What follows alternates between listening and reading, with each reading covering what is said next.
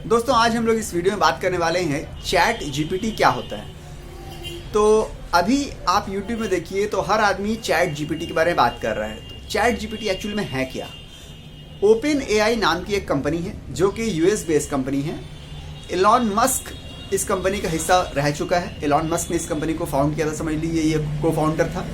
अभी हालांकि Elon Musk open AI company जो है उसमें नहीं है। और ठीक है, ओपन एआई कंपनी का जो काम है वो मेन काम ये है कि एआई को वो प्रमोट करती है या एआई के ऊपर काम करती है। एआई मतलब आर्टिफिशियल इंटेलिजेंस।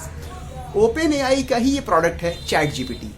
चैट जीपीटी नाम से जाहिर है चैट जीपीटी ये एक तरह से समझ लीजिए चैट करता है, चैट बॉट है, यानी कि आर्टिफिशियल इंटेलिजेंस तरीके से या एआई का यूज़ करके आपसे कोई चैट कर सकता है, उसको बोलते हैं, उस सिस्टम को, उस मशीन को आप बोल सकते हैं चैट जीपीटी। ठीक है, आप चैट जीपीटी को यूज़ करना है तो आप जाइएगा उसके वेबसाइट में, आप यूज़ कीजिएगा। तो किस तरह से यूज़ कर सकते हैं, आप कोई भी क्वेश्चन उससे कीजिएगा, सवाल कीजिएगा तो वो उसका इंसान की तरह जवाब दे देगा। ठीक है, क्योंकि वो आर्टिफिशियल इंटेलिजेंस के ऊपर बेस करके है, गूगल की तरह नहीं है। गूगल में क्या होता है कि आप कोई क्वेश्चन अगर टाइप करते हैं तो उसका आंसर क्या मिलता है, जितने वेबसाइट्स हैं, जिस वेबसाइट्स ने उसका आंसर लिखा हुआ है ऑलरेडी, उन्हीं में से किसी एक वेबसाइट्स को वो रैंक कर देता है तो आपको आंसर मिल जाता है। ठीक है, तो यहाँ पे एआई का कोई काम नहीं है, गूगल में एआई का कोई काम नहीं ना। आप गए, आपने कोई क्वेरी टाइप की और उस क्वेरी के हिसाब से अगर से किसी वेबसाइट ने उसका आर्टिकल लिखा है तो वो आर्टिकल गूगल शो कर देगा। अगर उसके ऊपर कोई आर्टिकल नहीं है तो गूगल आपको कुछ भी शो नहीं करेगा, गूगल बोल देगा कि नो रिजल्ट फाउंड।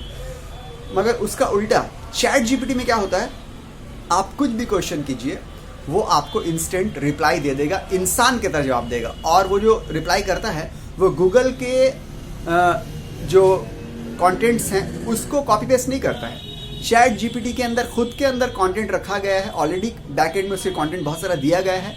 और साल 2021 तक के जो भी क्वेश्चंस हैं या साल 2021 से पहले तक के जो भी सवालात हैं या क्वेश्चंस या क्वेरीज हैं उसका ही जवाब दे सकता है चैट जीपीटी, क्योंकि उसके अंदर अभी तक 2021 तक का डेटा पूरा भर दिया गया है। ठीक है, 2021 के बाद का अगर आप कोई क्वेश्चन कीजिएगा तो हो सकता है चैट जीपीटी उसका रिप्लाई नहीं दे सके, क्योंकि उसकी इन्फॉर्मेशन उसको नहीं है। इन लोगों ने क्या किया है कि चैट जीपीटी को एक समझ लीजिए कि एक ह्यूमन का ब्रेन टाइप का बना दिया है।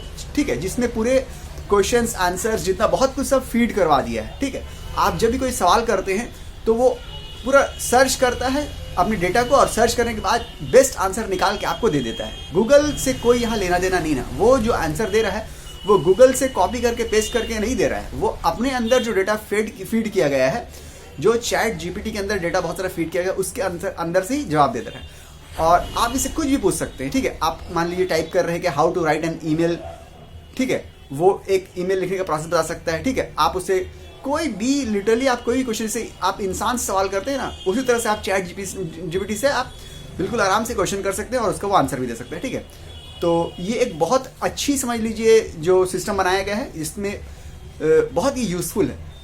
इसके अलावा आप इससे कोडिंग करवा सकते हैं। मान लीजिए आपको कोई सॉफ्टवेयर है या कोई आपको कोड का स्क्रिप्ट लिखना है तो आप लिख सकते हैं कि right A green button script in HTML, या आपको कुछ जावा में लिखना है, आपको कुछ पाइथन कोड लिखना है तो आप सिंपली उसको एक इंग्लिश के सेंटेंस में एक कमांड लिखिए, right A calculator script in Java script. बस आपने ये इंग्लिश में एक लिख दिया और वो पूरा कोड के साथ आपको वो रिप्लाई जो देगा उसमें पूरा कोड के साथ आपको आंसर दे देगा कि देखिए ये कोड है पूरा। ठीक है, तो प्रोग्रामर के लिए भी बहुत हेल्पफुल है, राइटर्स के लिए भी बहुत हेल्पफुल है। अब बहुत से लोग बोलते हैं कि इसके आने की वजह से कि राइटर जो है, जो कंटेंट राइटर है, उनकी जॉब क्या खत्म हो जाएगी। देखिए, जॉब उनकी खत्म तो नहीं होगी, मगर यह बहुत ज़्यादा असिस्टेंस उनको मिल जाएगा। ठीक है, और बहुत से लोग हो सकता है कि राइटर को यूज़ ना करें, सिर्फ चैट जीपीटी को यूज़ करके अपने ब्लॉग में कंटेंट लिखे। क्योंकि आप इसमें क्या कर सकते हैं, चैट जीपीटी में आपको किसी भी तरह का कंटेंट चाहिए, चाहे आप ब्लॉगर हैं, अगर आपके ब्लॉगर के लिए एक सबसे बड़ा जो ये होता है, क्या बोलते हैं उसको, इशू, वो होता है कंटेंट कहाँ से लाए, क्योंकि पूरा ब्लॉग कंटेंट के ऊपर बेस करके चलता है। अब चैट जीपीटी के आने की वजह से क्या हुआ, कंटेंट उसको भर भर के मिल जा रहा है, फ्री मिल जा रहा है। एक सेकंड में आपने एक सेंटेंस लिखा, right me A 1000 words on crypto currency, मान लीजिए ये आपने उसको बोल दिया तो 1000 वर्ड्स का वो क्रिप्टो करेंसी के ऊपर कंटेंट आर्टिकल लिख के आपको 1 मिनट के अंदर भी दे देगा। जो कि ह्यूमन राइटर के लिए पॉसिबल नहीं कि 1000 वर्ड का 1000 वर्ड्स का कंटेंट जो है वो 1 मिनट में आपको प्रोड्यूस करके दे। तो अगर देखा जाए तो ब्लॉगर्स के लिए ये बहुत यूजफुल टूल साबित हो सकता है चैट जीपीटी, क्योंकि वो कंटेंट बहुत धड़ाधड़ एकदम 1-1 सेकंड में 1-1 मिनट में प्रोड्यूस करके दे रहा है। तो ये एक अच्छी बात है।